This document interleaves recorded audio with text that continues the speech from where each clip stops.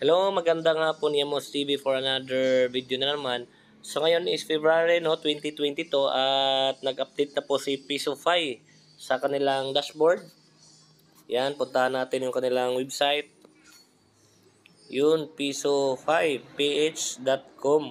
Yun, so ito yung kanilang website. So sa mga gusto pala gumawa ng Piso Wi-Fi tapos gusto niyo matry si Pisofy, so ito po yung website nila, pisofyph.com, no?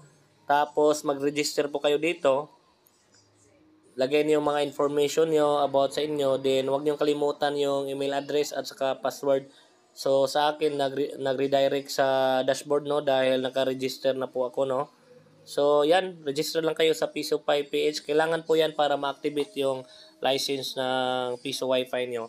So ngayon, para makita nyo ang actual na pag-activate ng Pisofy is pakita natin dito. So may bago kong ginawa na Piso Wi-Fi tapos wala pang license itong Yash Piso Wi-Fi na simulator. Yan, so connect tayo sa Yash Piso Wi-Fi. Tapos hintayin niyo na lumabas yung portal, pero pag hindi siya lumabas, punta kayo dito sa Google Chrome tapos type nyo 10.0.01. Yun. So kung makikita nyo, walang insert coin dyan or voucher. Wi-Pass yung term sa Pisofy. So, kailangan natin i-activate yung license para lumabas dito sa baba yung insert coin. So, ang gagawin natin, punta tayo sa admin, 10.0.01/admin. So, make sure muna na meron na kayong Pisofy PH na account at nakabili na kayo ng license at na-transfer sa email ng Pisofy nyo. So, yun na nga, punta tayo sa 10.0.01/admin. Admin ng Pisofy. Wait, log out ko muna. Yan, naka-logout na tayo. So, kanina kasi nag-login ako sa admin tapos di ko tinuloy yung pag-activate sa license, no. Gagawan ko ng video update sa ngayon na taon, 2022. So, yung username ng Pisofy is administrator, no. Big letter A. Tapos, yung kaniyang password is admin, small lahat, admin 12345. Yan, tapos sign in.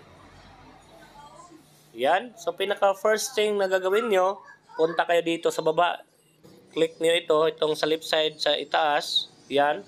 Tapos sa baba, device. Then ito po yung lalabas, no. So dalawa yung papipilian, reload status at saka register device.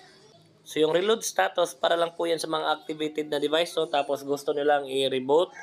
Then dito tayo sa register device.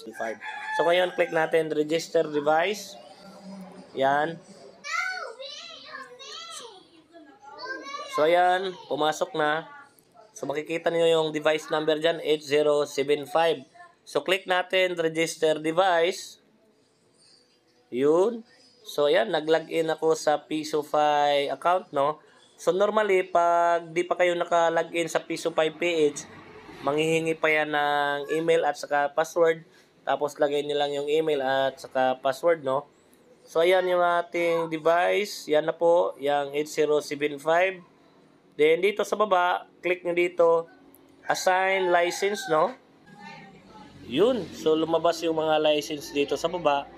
So gagawin nyo, pick lang kayo ng license, pili lang kayo kung marami kayong license. Then click nyo dito, okay, sa baba. So yan, kailangan ng confirmation. Nakalagay dyan, are you sure? Please confirm that you want to assign license, no? Yan, click nyo yes.